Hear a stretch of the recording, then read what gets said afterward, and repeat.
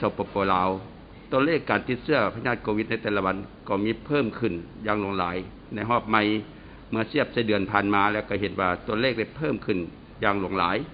เฉพาะมื้อวานนี้ในมื้อเดียวมีถึง 1,500 กว่ากรณีเนาะและอิงใส่การระบาดของพยาธิโควิดสายพันธุ์โอมิครอนอยู่ประเทศอื่นๆในทั่วโลกสมทบกับระยะนี้สปป.ลาวพวกเขาได้มีการผู้ติดเชื้อเพิ่มขึ้นนั้นพวกเขาก็ได้เฝ้าระวังอย่างใกล้ชิดเกี่ยวกับสายพันธุ์โอมิครอนจากการกวดผู้ที่เดินทางเข้าในประเทศและภายในประเทศ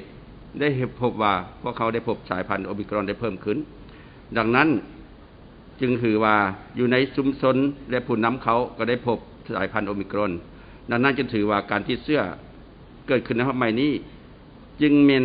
สายพันธุ์ที่เกิดจากเชื้อโอมิครอนที่ให้มีการติดเชื้อได้ง่ายและได้ไวบรรดาท่านที่นับถือและหักแพงอิงใส่มาตรการผ่อนผันของรัฐบาลก็คือของคณะเฉพาะกิจ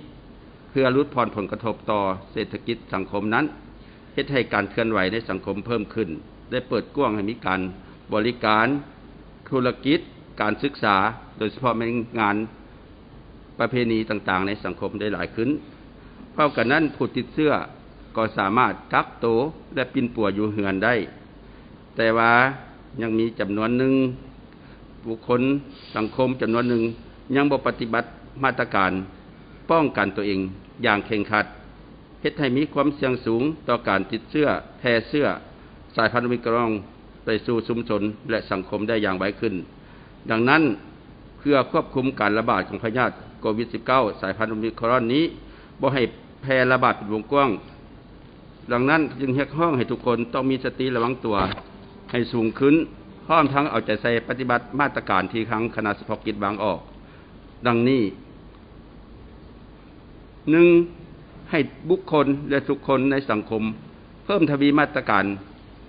ควบคุมการติดเชื้อก็คือการป้องกันตัวเองอย่างเข้มงวดเฮ็ดเป็นประจำและกลายเป็นความชินเคย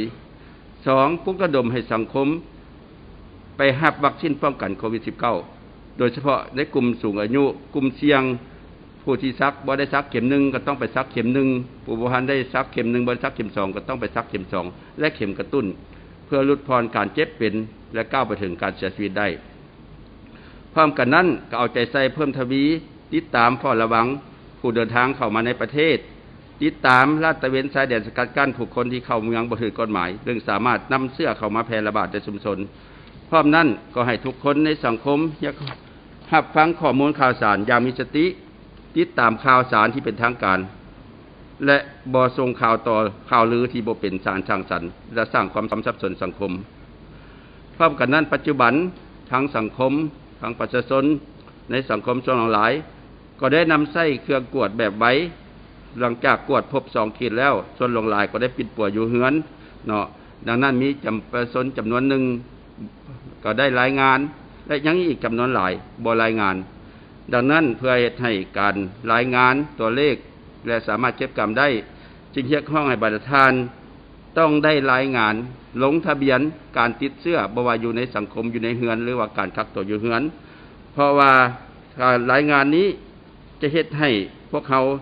สามารถประเมินช่องทางประเมินอาการเนาะประเมินการเจ็บเป็นรุนแรงเพื่อจะนำส่งทานนอนห้องหมอพร้อมกันนั้นก็จะสามารถประสานรถแพทย์เพื่อรับเข้าห้องหมอในเวลาเจ็บเป็นอันสำคัญอีกอันหนึ่งก็แม่นว่าบางท่านที่ต้องการใบยั่งยืน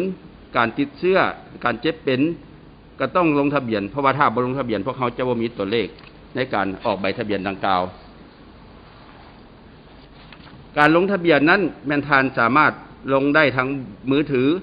หรือถ้าบ่เข้าใจให้กดขา164เพื่อจะช่วยในการลงทะเบียนดังกล่าวเพราะฉะนั้นข้าพเจ้าขอเน้นตืมว่าเคียงคู่กับการซักวัคซีนป้องกันโควิดพวกเขาจะต้องปฏิบัติมาตรการป้องกันตัวเองอย่างเป็นประจำเนาะเฮ็ดให้เป็นความชินเคยทุกสถานที่ทุกเวลาเพื่อความปลอดภัยของทานและของสมาชิกครอบครัวดังนั้นเพราะว่าปัจจุบันนี้การปิดป่วยอยู่เฮือนก็เป็นความรับผิดชอบของบุคคลของครอบครัวให้มีความสำนึกเรียกร้องให้ทานปฏิบัติมาตรการควบคุมการติดเชื้อรู้สึกว่าตัวเองไข้รู้สึกว่าตัวเองมีอาการหรือกวดพบ2ขีดก็ พยายามลดผ่อนความเสี่ยงบ่ไปบ่อนชุมชนบ่ไปบ่อนชุมชนที่ว่าหรือว่างานต่างๆการซักวัคซีนก็เป็นวิธีการหนึ่งที่ว่าลดผ่อนการเจ็บเป็นลดผ่อนการติดเชื้อดังนั้นจึงเรียกร้องให้ทานจงได้ซักวัคซีนในถึงว่าทุกหน่วยซักวัคซีนได้บริการทั่วนครหลวงและทั่วประเทศท้ายสุดนี้ข้าพเจ้าอีกเทื่อนึงขอเรียกร้องให้ทบทวนภาคส่วนในสังคมจงสืบต่อความแรงร่วมใจปฏิบัติมาตรการที่คณะเฉพาะกิจวางออกด้วยความรับผิดชอบสูงเพื่อให้ประกันให้ประเทศพวกเราสามารถผ่านพาวิกฤตการระบาดของพยาธิโควิด -19 ได้อย่างพร้อมเพรียงอย่างหน้าและผ่านพาไปด้วยกันขอขอบใจ